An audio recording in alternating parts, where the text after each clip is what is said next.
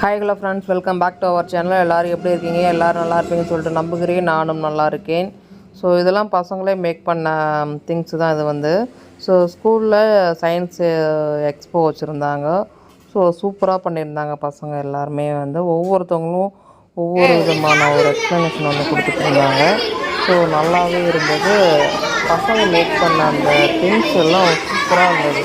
So பசங்க அவ்வளோ effort போட்டு ஒவ்வொன்றும் பண்ணியிருக்கிறது எல்லாமே எனக்கு ரொம்ப அட்ராக்டிவாக இருந்தது. ஸோ ஒரு இன்ஸ்பைரிங் வீடியோவாகவும் இது வந்து இருந்தது எனக்கு வந்து.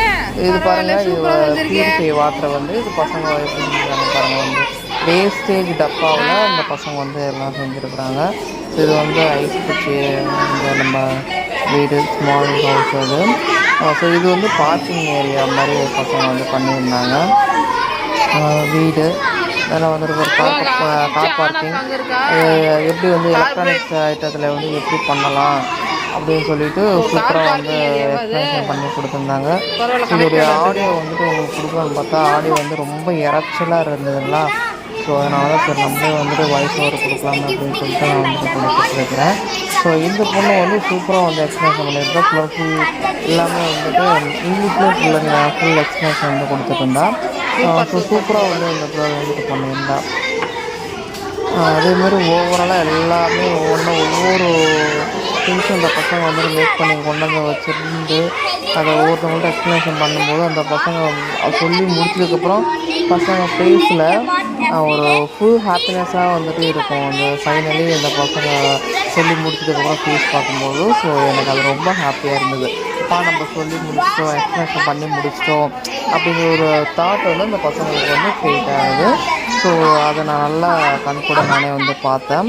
இது வந்துட்டு ஹார்ட்டு. ஸோ ஹார்ட்டை வந்து எப்படி என்ன அப்படின்னு சொல்லிட்டு அந்த பசங்க வந்து அதை வந்து எக்ஸ்ப்ளனேஷன் பண்ணாங்க. ஸோ இவங்களும் வந்துட்டு நல்லாவே சூப்பராக வந்துட்டு சொன்னால் எந்த ஒரு பதட்டமும் இல்லாமல் வந்து சொன்னால் வந்து அது எனக்கு ரொம்ப பிடிச்சிருந்தது. ஸோ ஓகே சூப்பராக சொன்னம்மா நீ அப்படின்னு சொல்லிட்டு ஒவ்வொருத்தவங்களுக்கும் ஒவ்வொரு மோட்டிவேஷன் வந்து ஸ்பீச் வந்து நான் வந்து ஃபைனலி கொடுத்துட்டு வந்தேன். ஓகே நல்லா பண்ணியிருக்கப்பா, சூப்பராக பண்ணியிருக்கீங்க, இதேமாரி பண்ணுங்கள் கீப்பிட்டப் அப்படின்னு சொல்லிட்டு நான் வந்தேன்.